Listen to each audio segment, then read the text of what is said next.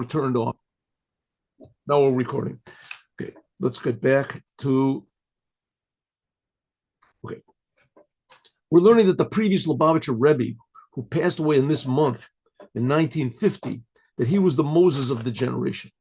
And just as God spoke to Moses way back then and told him to go together with God to the source of Paro, to this tremendously high essential level of godliness, which is totally hidden and concealed from all mankind, impossible to understand, impossible even to experience this aspect of godliness. We don't have reality. Let's talk about God. Reality, ultimate super truth. It was impossible for Moses to accept it. So there we go. And God took him there. So the same thing is also with the previous Lubavitcher Rebbe. And the Rebbe, of course, is speaking about himself, that they somehow or other lived and presented and demanded that their followers, and from that all the Jewish people, and consequently all the entire world, should also partake of this aspect of truth and live a life of truth, which means, according to the Torah, the 9 Jews, the 7 Noahide commandments, that's the whole idea of Mashiach. The whole idea of Mashiach is that the world, to make the physical world a true world, which means tremendous responsibility. Everyone is tremendously responsible, and everyone is tremendously, empowered to fill this responsibility, to make the world a better place, to be more honest, to be more friendly, to be more loving, to be more practical, to be more courageous, to be more ingenuitive.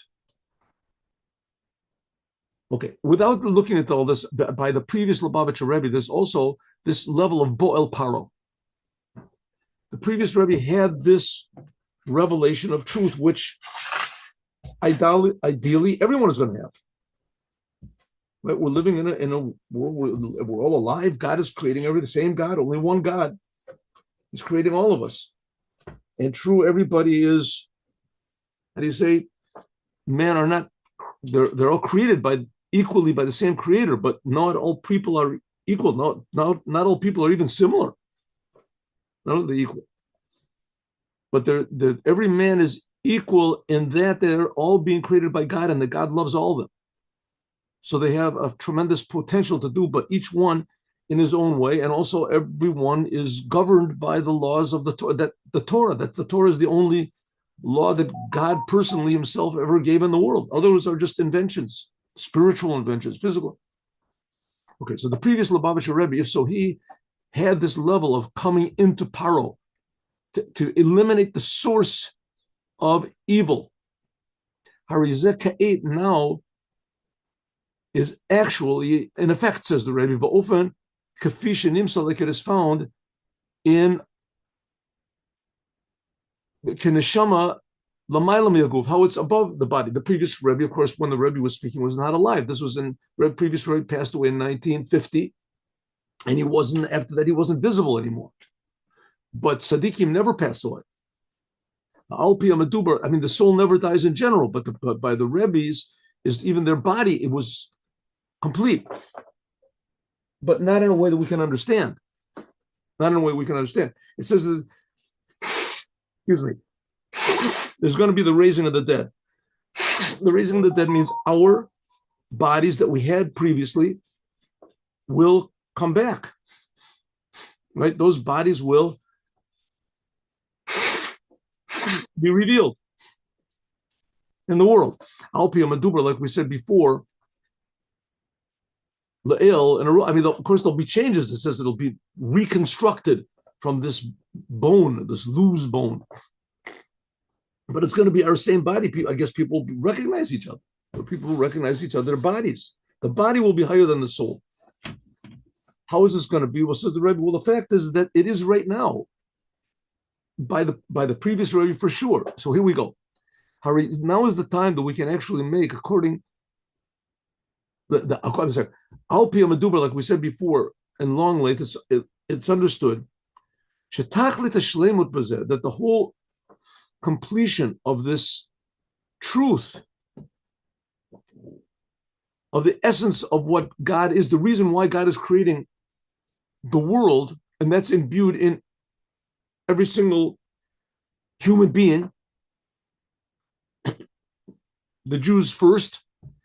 He davka ispiriu kol nahorim mitkala beneshama beguf, because the real revelation of this is not how the previous Rebbe is now,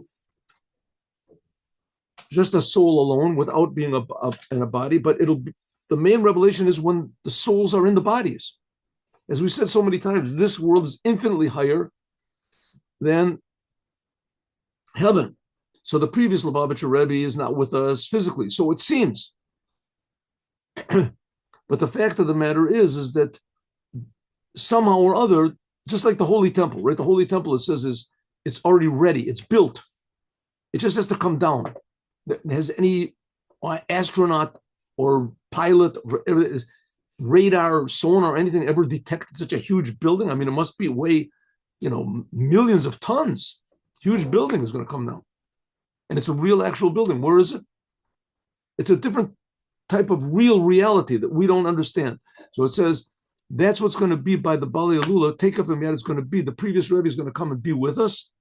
When Kitzu V'Ranu Shochnei Ofer, when there wakes up and sings those who now lay in the dirt, those who are now dead. It's a sentence in Isaiah that all the dead will rise. So not just the previous Rebbe will rise. So this is some sort of spooky thing only for Chabad. This is every single Jew. Every single Jew. Kol Yisrael Yishlem Chelik B'Olam Haba. Let's talk about the raising of the dead. But the ones that are going to lead this way and show the real true value of the physical body and the physical world, that's the previous Lubavitcher Rebbe. Or in our case, it's the Rebbe. The Rebbe just insists that he's just an extension of the previous Rebbe. Even when he's in this level, in this world, the previous Lubavitcher Rebbe, when he was in this world, and again, let's have a picture of the previous Rebbe just so that you know that we're actually talking about a real human being over here. Here we go. Let's go like this. How do we do it like this? I hope we don't get lost like all the other times we always get lost. 1 second. Here we go. Oh, this guy is terrible. 1 second. Worst picture. Okay. Here we go. Yes, we did it. We got it. There he goes. Okay. Here, see the previous Lubavitcher Rebbe. Have another couple pictures of him. No, that's not what we want. That's not what we want. All the time we go through the same thing. Okay, I just wanted everybody to see the picture. Here we go. All right. Anyway, here's a picture of him. Picture of the previous Lubavitcher Rebbe. Interesting man. You can look it up. Rebbe Yitzchak. So it says when he was in this world, he had tremendous Yisurim, he was tortured tremendously. The sentence they're always bringing up from Isaiah and the paragraph 53, that he was tortured and he suffered for our sins. Ostensibly that's talking about the Jewish people. That's what all the Jewish commentaries say. But some say that it was talking about the King Chezkiyahu, who also had who also was sick and suffered terribly. But it'll also be the Moshiach. And the Moshiach, and that's the previous Rebbe. He was terribly, that the previous Rebbe suffered terribly. He was put into prison. He was sentenced to death. He was tortured. He was beaten. He was in the bombing of Warsaw. Kol Zeh, he became sick. He became ill when he came to America.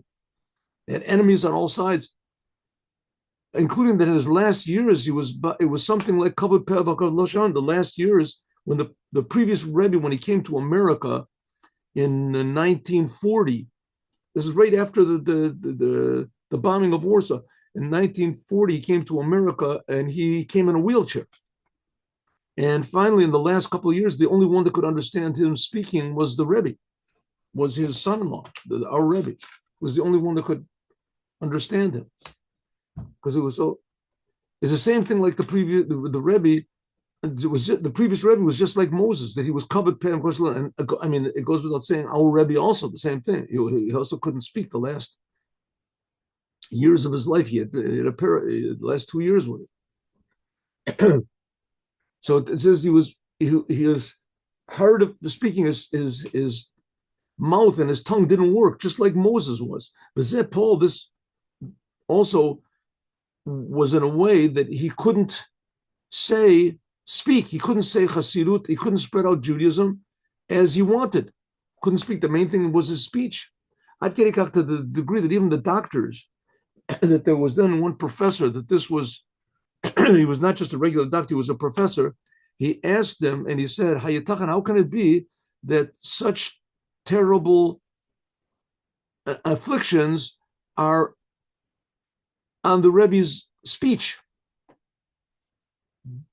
The Rebbe did so much with his speech and he spoke so many wonderful things and he wrote so many wonderful things, so many encouraging things.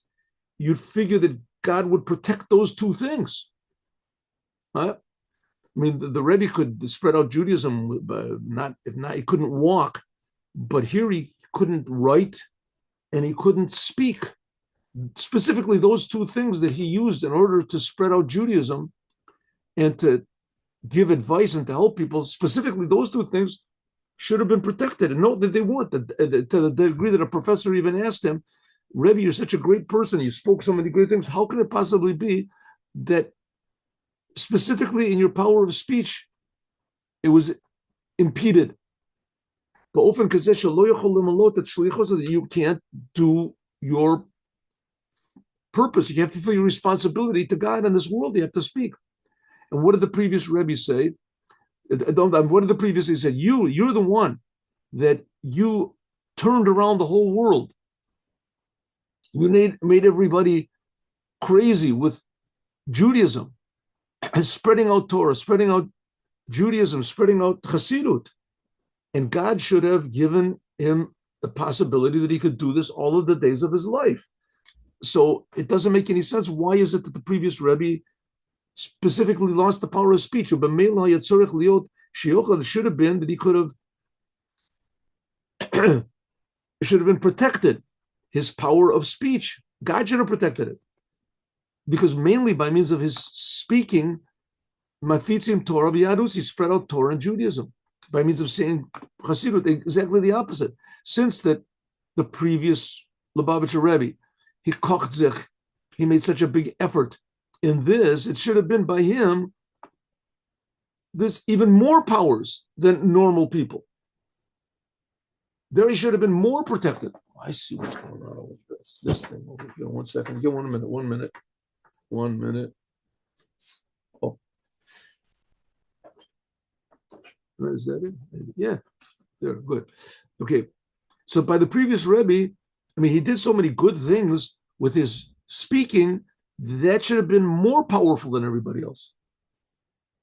If so, how could it possibly be? The professor asked the Rebbe that notwithstanding all the good things he did with his power of speech, we saw B'diuk exactly the opposite. Shiasuri gufo pagu b'koach hadibor, that the suffering of his body, the afflictions of his body affected his speech. Shezeh paul b'pashtus tiyeba pegia gam b'dibor b'mamri chasidut. It means that the previous Rebbe couldn't spread out Judaism. He couldn't do his job in the world.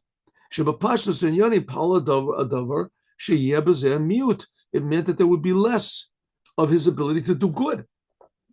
I mean, the Rebbe did so much good. Why specifically in that part of his body, the power of speech, was he prevented from continuing to do good? And he was only doing it for what God wanted. He wasn't doing it for himself. Whether we're talking about speaking words of Hasidut, or whether we're talking about speaking or even writing the ideas of Hasidut. Because if you would have said more discourses in Hasidut, which the previous Rebbe spoke a lot. I mean, you can see even in the worst times, and that people could be able to repeat these Maimurim and to read what he wrote. The previous Rebbe, even when he was put into Siberia, it was a Kostromaz. So he was put into these terrible, he was sent to exile. As soon as he got there, he said words of Hasidut. He said Hasidic discourses. They're very beautiful also, very deep.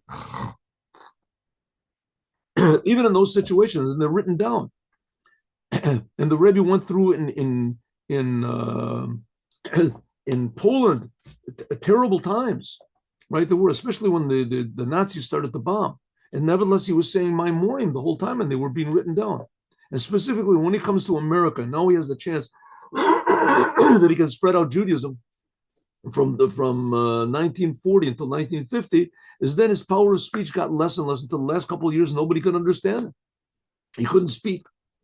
Nevertheless, even though that it's true, you can't ask questions on God in His world, and especially on the leader of the generation. And so it's not it's not lo shayach. It's not. I mean, what's the Rebbe saying? You want.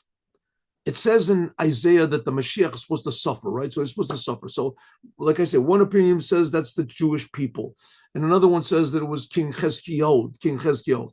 And there's okay. So, but you want to make them suffer, but why should you take away their ability to do good? Why take away their ability to do good? Take away other things. To afflict the parts of them that they didn't do what they were supposed to do. Send them a message.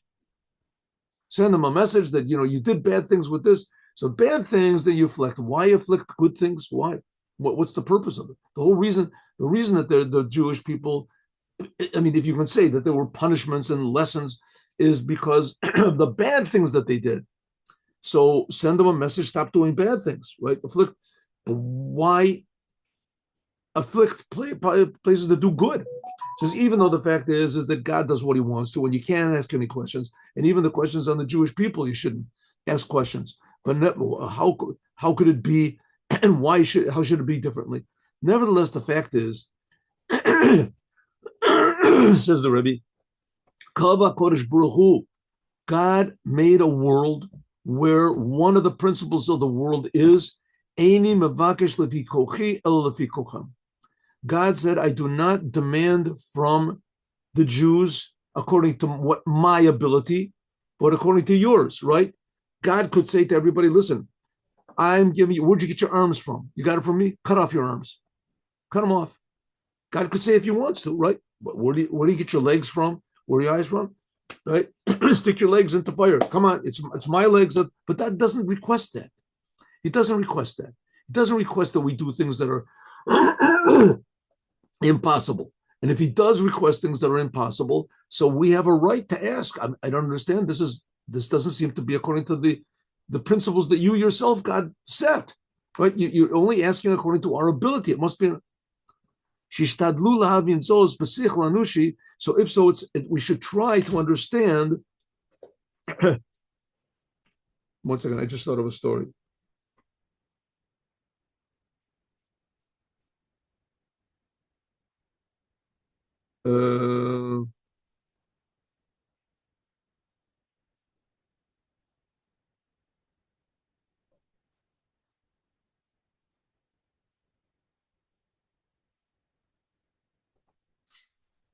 Okay. So we've had requests, so we have a right to ask, right? So, especially in our case, it's not just an intellectual question of a professor. How can it be that the leader of the generation is not able to complete his job? This is a Torah question. It's not just a doctor, a medical question. He's in. Kamuvan says that Moses, he asked that Moses, he complained to God. He said, God, you want me to go to Paro and talk to him? You control the world. You made it that I have a speech impediment. And the arals of a time, I can't speak. Therefore, Moses had a good complaint to God. And he said, listen, you want someone to go and take the Jews out of Egypt? Take somebody else. You made it that I have a speech impediment. It doesn't work together, God. You're asking things, you're doing things that don't make any sense. You want me to take the Jews out of Egypt, so get rid of my speech impediment. And I have a speech impediment, so send somebody else. If so, it's permissible to ask questions from God. God answered him back and He said, good question, Moses, right? Paro didn't say to Moses, listen, don't ask, do me a favor, Moses, don't ask questions. Who are you? Who are you? I'm creating you. I'm creating the world. Don't ask any questions. That's what God should have said. right? You go into Paro and you'll see what will happen. You're asking me questions. Go into Paro. I'm disappointed in you, Moshe. I expected more of you, Moses. Come on, go into Paro and just do your stutter. You'll see what will work. No, God didn't say that. God didn't say, he said, listen, Moses, I'll be with your mouth. I created a mouth. I will be with your mouth. I'll help you. Don't worry. And he never said, he said, Moses, I agree with your question. It's a good question. I'll be with your mouth. And you know what? I have a better, God said, Aaron, he'll do the talking. So Aaron, so what did Moses say? Hey, God, you can't do this to me. You can't send me into Egypt. I haven't got any, if you control everything. So, either you tell Paro to let the Jews go, or you fix up my mouth, or send somebody else, right? Do me a favor, do it. And God said, good question. Good question, Moses. Good question. First of all, I'll be with your mouth. And not only that, I'll send somebody else with you. I'll send someone else with you. So we see that Moses asked a justified question, and God even further justified him. He said, I'm glad you asked. Yeshlomo, we can even say, that which was, so therefore we're asking the same question by the previous Rebbe. That which was by the previous Lubavitcher Rebbe was something like it was by Moses. Because there has not yet been a completion in the job that Moses was supposed to do, and in the Rebbe's case, the job that the previous Rebbe was supposed to do, namely to bring Mashiach and free all the Jews. Therefore, Dibur hu begalus, therefore his speech was in exile. In Moses' case, it said that he was above that level. That's the way he explained it. He couldn't speak because he was too high. And God did not heal him. But he made a miracle, and he said, I will be with your mouth. You'll be able to speak a few words that'll be proper when you go into Paro. Okay, but nevertheless, we still have the question. The Rebbe said, how can you ask questions about God? He said, well, Moses asked questions about God, and God said, okay, good question. So we're also asking questions about God. How could it possibly be that the previous Rebbe, whose main thing was speech, was affected? He was paralyzed in his ability to speak. It says, the way that it will be fixed up was like God did with Moses. God said, don't worry, I'll be with your mouth. And also I'm going to send someone else to do the talking with you. The Kocho Shel Bali Elula is the power of the previous Lubavitcher Rebbe by means of being a soul in the body. The Shamos Brios, healthy souls in healthy bodies. Shel Darenu, now in our generation, we are now the 9th generation from the Baal Shem Tov, right? There was the Baal Shem Tov and the Magid, and then 7 generations of Chabad. This is the 9th generation. Shebekochenu, says the Rebbe, we have the power, the fool to bring about Hatafkid. We can do the job of Aaron. Just like Moses asked the question about God and said, God, I can't speak. So God said, okay, 2 things. First of all, I'll help you speak. And not only that, I'm going to send Aaron with you. He's going to speak clearly. Says the Rebbe, it's the same thing with us. We have to fill the purpose of Aaron. We have to say the words of Chassidut. We have to bring over the ideas of the previous Rebbe and the Rebbe to others. Like by means of actually speaking. But often a call nishma beit Paro, like it was by Yosef. It says that the whole house of Paro heard what was going on. B'shefa Rab. We have to do a lot of speaking. Al divrei Torah v'horaos, by means of saying words of Torah and teaching and deciding laws. And bringing the teachings and the instructions, the Bali Hilula of the previous Lubavitcher Rebbe, ad dorasenu zen, till our generation, this generation, who adore bo mitkamed, our generation will be the one that will actually fulfill what Moses requested back then from God at the burning bush, that God said, go and take the Jews out from Egypt. And Moses said, listen, I can't speak, I can't this. And God said, don't worry, I'll be with you. And then Moses said to God, Shalach na b'yad tishalach. The Rebbe explained, Moses said to God, you know what? Send someone else. So what do you mean send someone else? God picked him. So the Rebbe explained, remember we learned this 2 weeks ago, that Moses said to God, one second, what are you going to do, God? You want me to take the Jews out of Egypt? And then afterwards, there's going to be Moshiach, and he's going to take the Jews out of exile. Why do two? Why do it in two steps? Send Mashiach now. Shalach now be'yet. Don't send me. I'm already stuttering, and you're going to be with me. You're going to help me. So help me totally. Send Mashiach, and Mashiach will take the Jews out totally from all the problems. Says the Rebbe, God said to Moses, good idea, but it's not going to go that way. That's not my plan. But says the Rebbe, now is the finishing of the plan. That now is the time when the request of Moses is going to be fulfilled, and God is going to send the Mashiach, Bepol actually, and revealing all this tremendous high awareness of God, like Moses did. He met the essence of Paro, and in speech, in which that's essentially what the Rebbe did. Yeshlom, we can say that this is also hinted at the words, the Rosh Tevet, at the initials of the word miyad. The Mashiach will come miyad, immediately. It says Mashiach will come immediately, miyad. Miyad are the first letters Mem, Yud, Daled.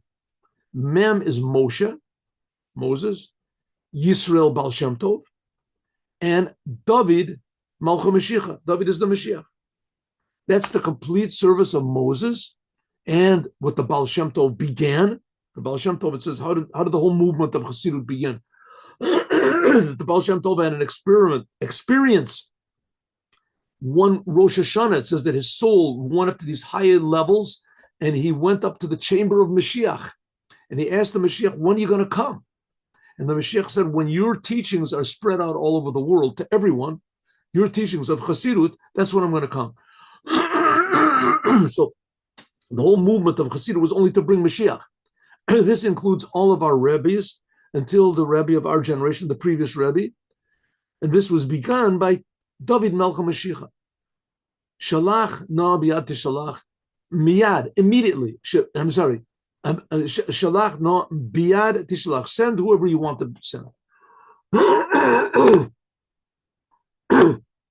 In other words, just like the Jewish people in Egypt back then, they never dreamed that it was even possible that they were actually going to leave Egypt. They couldn't imagine what it meant. How could they leave? They had been slaves. Their parents were slaves. Their grandparents had been slaves. 4 generations of slaves that were in Egypt. They had no dream, even conception, what it means to get out. They knew there was going to be such a thing, but it's like some sort of a weird, what do they call it? A baba mice, something your grandmother talks about. But it's not really real in this world. All of a sudden came Moses and he let everybody out. Who would dream that you would come hail from heaven with fire inside of the hail? The hail would come down with fire inside of it. Who would dream there'd be such a thing? Impossible.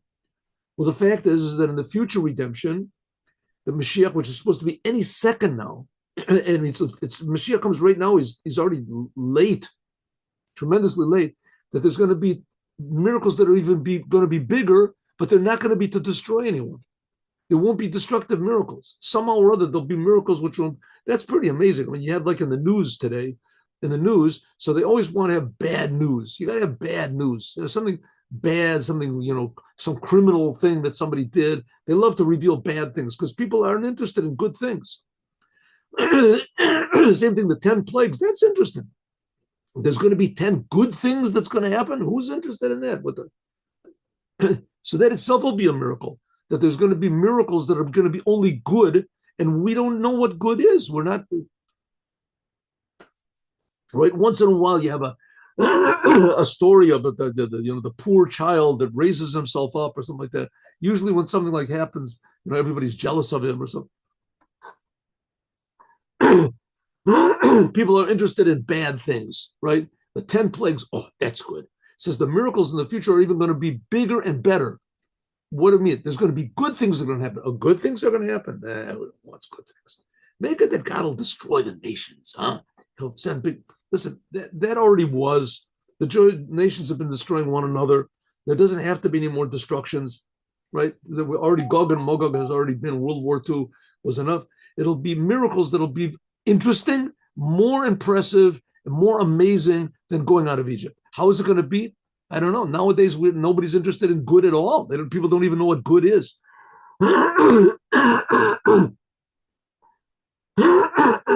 Excuse me.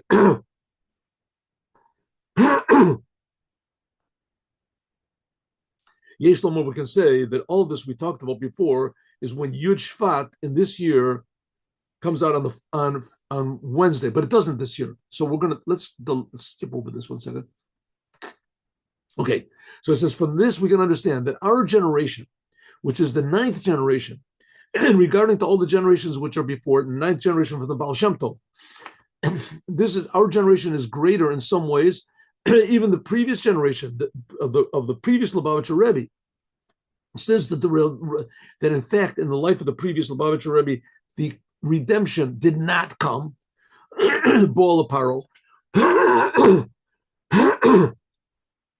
the revelation of all these high, tremendous lights came, and revelations of truth and good. And it wasn't in the ultimate completion in the previous generations, exactly the opposite. We saw that there was the Holocaust was in there. And not only that, we see that the previous Lubavitcher Rebbe actually did pass away. His soul was separated from his body. And even when he was alive, his power of speech was tremendously impeded.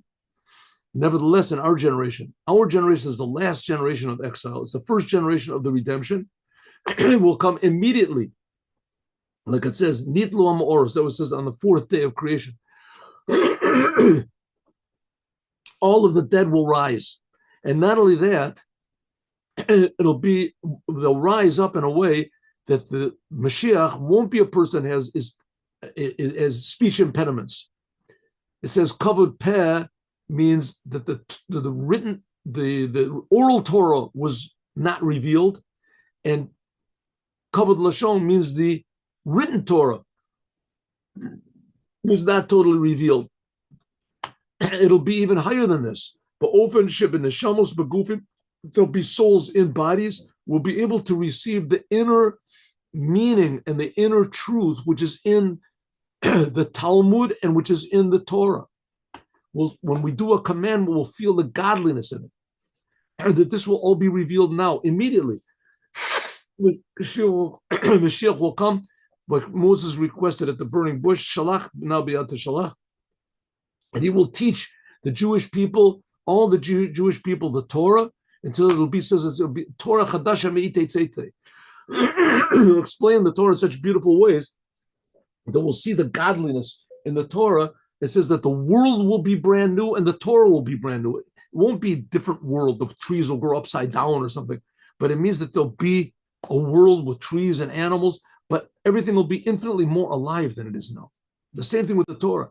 There'll be the exact same commandments. Jews will put on tefillin, non-Jews will do the 7 Noahide commandments, but it'll be in a way that everyone will feel the godliness and the truth and the life in everything. This will bring about an elevation in all of the generations which were before. Because we say that when there's the raising of the dead, that all of the generations of Jews, including even Abraham, Isaac, and Jacob, which they were 4,000 years ago, that they'll all raise up. And the previous Lubavitcher Rebbe, he'll be the first one. The Rebbe once was asked a question. You keep saying that the previous Lubavitcher Rebbe is going to raise up and that he's going to be the Mashiach. But everybody knows that Mashiach comes before the raising of the dead. So how can the previous Rebbe raise from the dead if the dead is going to come and be Mashiach when Mashiach comes before the raising of the dead? So the Rebbe said that it says in many books of Kabbalah and a lot of other places that the raising of the dead will be a gradual process. And that some people will raise up before others. The tzaddikim will raise up before the other people will. So it'll be in the course of who knows what, 1 year or something like that. But nevertheless, the previous Rebbe, he'll raise up from the dead and he'll be the Mashiach, he'll take us up. How it's going to be something that's not usual. We don't see people popping out of their graves. At least has not been reported, unless they make a mistake and bury somebody, alive. That also doesn't happen. So how is this going to happen? I have absolutely no idea, but I know that it is going to happen. There's no doubt about it. Well, I mean, let's just be realistic about this.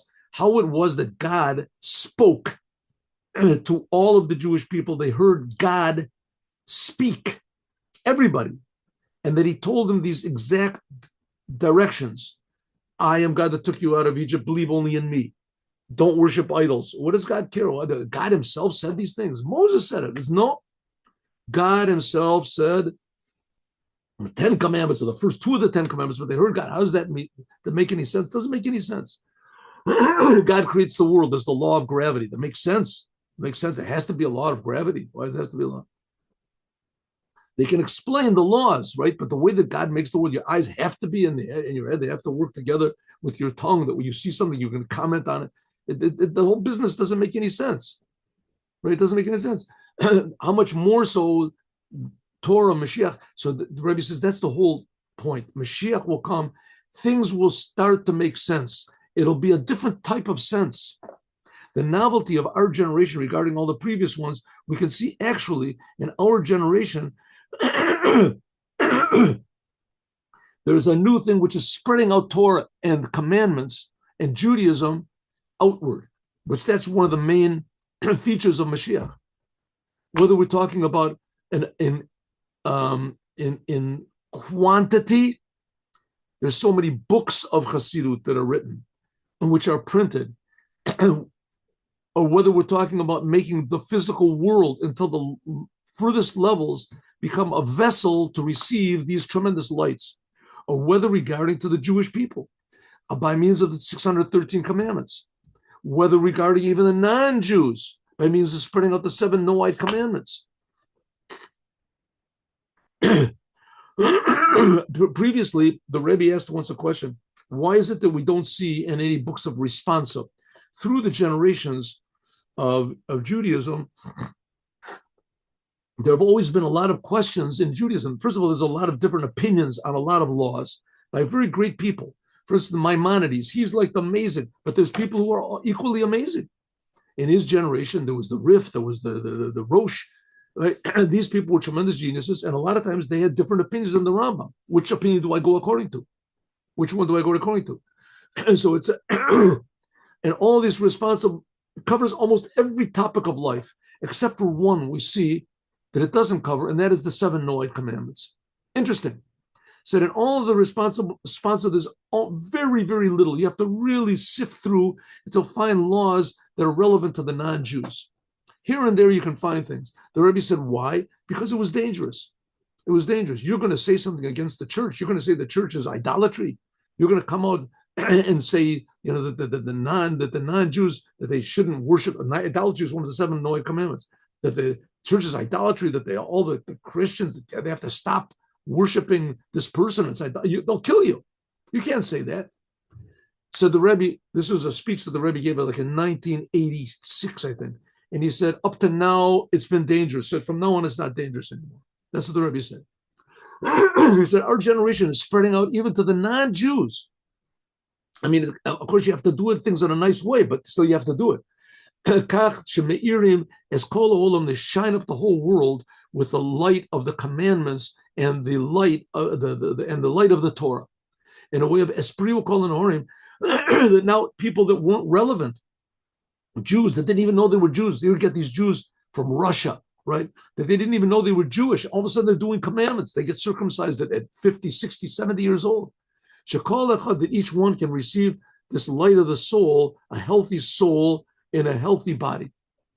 On until Sharoim Bapol, we can see actually, and we spent many times before, that the Umas Olam, that the non-Jews in many countries, Messiah, they help the Jewish people in their service, especially in America.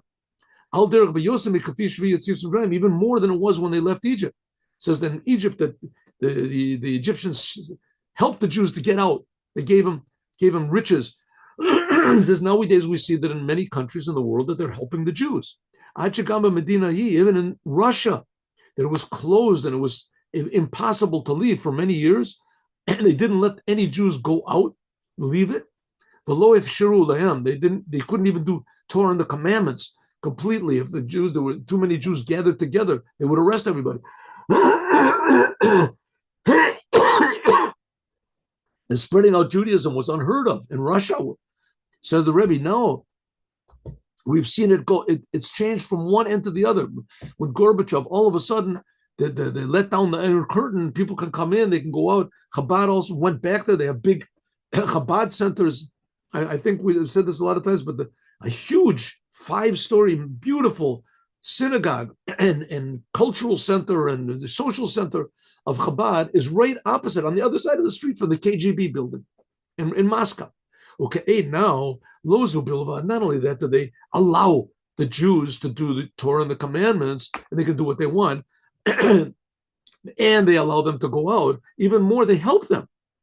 They help them till we see actually that in addition to the fact that the Jews are all prepared for the redemption, and also the non-Jews are also ready that the Jewish people should go out already from exile, and they should go to the land of Israel and a future redemption, souls in bodies, without any delay whatsoever.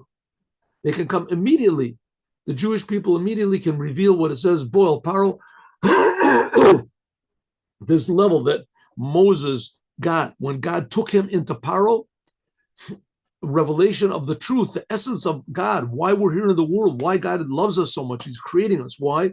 That's going to be the Geula Mitzvah V'Shlema immediately by means of the Moshiach, the previous Rebbe, the Rebbe himself, as Perio Kol and Ahorn, they'll be revealed all these lights, and then it says that God will be a light, an eternal light for everyone. Okay,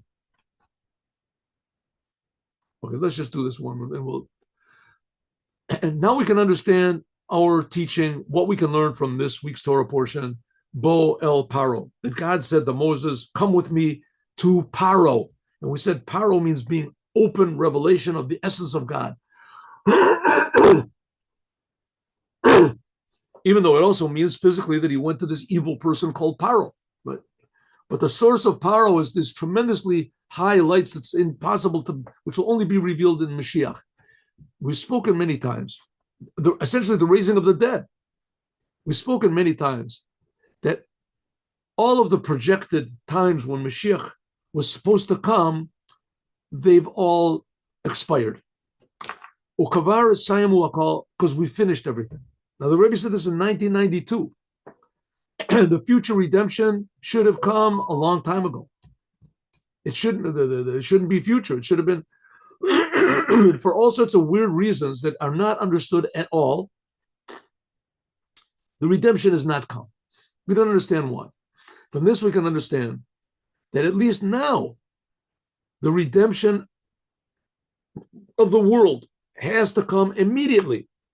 Or in the language, how the world says, Zez Manasi, this is the highest times. In Yiddish, the Hechsetzeit, highest time, for the future redemption. Okay, we have to look and see how in the world can this be. So there's a lot of commentaries, especially in Chabad, that they explain that there's new things that are happening. One thing it says in the end of Daniel, that before Mashiach comes, all of the bad in the world will come to the surface. It'll be easier to skim it off. All the evil in the world, the lies in the world. And I think we can see this now, and I'm not going to get into any political, analysis over here. But I think what it means when you say that all the bad will be revealed means that evil people will go against their own principles. Not that they'll go against what I say, or they'll disagree with Judaism themselves.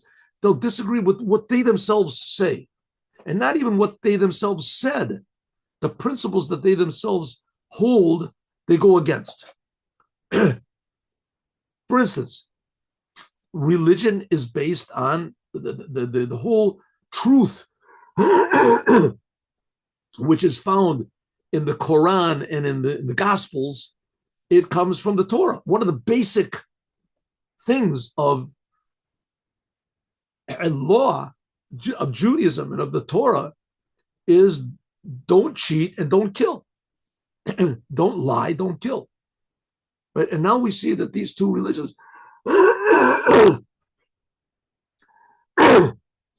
especially, are right.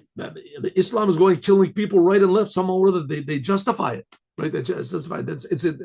It's cutting off the limb that they're sitting on. And Christianity is like lies all over the place. They're in Israel, just trying to trick everybody. We like you, and we're for the Jewish people, and we're helping the Jewish people. We want the Jewish people. We like the Jewish people. Once a bunch of them came up to me in the marketplace. So we love Jewish people. I said, yeah, I love fish. That's why I eat them. You want to devour the Jewish people. They're going against their own principles. The limb that they're sitting on is the Torah, the principles of the Torah.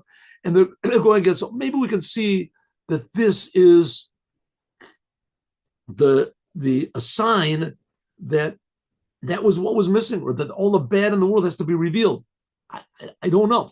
I can't explain it. I know there's a lot of beautiful boys that they say now that 70%, 75% of the soldiers that get killed in Israel now are religious. There's a tremendous turnover. People are waking up.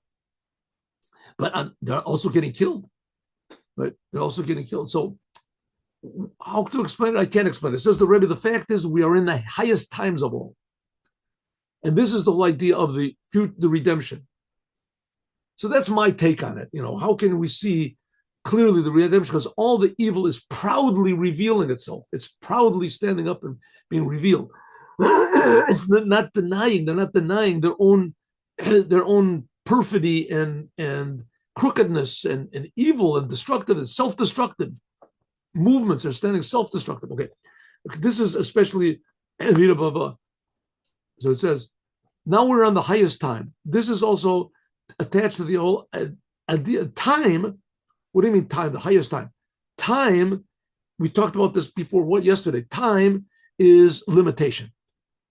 Time itself becomes higher than time in a way that there's nothing higher than it. In other words, that this idea of limitations, past, present, and future itself will be somehow or other unlimited until a way that they unify really. Like we said before, as Priyo Kol and Ahorim. One way is the commandments. When a person does a commandment, it's eternal. And you can sort of feel this. You can feel it.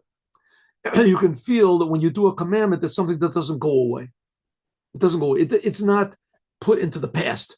You can feel it. That somehow or other, a commandment that you did, even when you were a child, it's eternal. It's right now. Right now.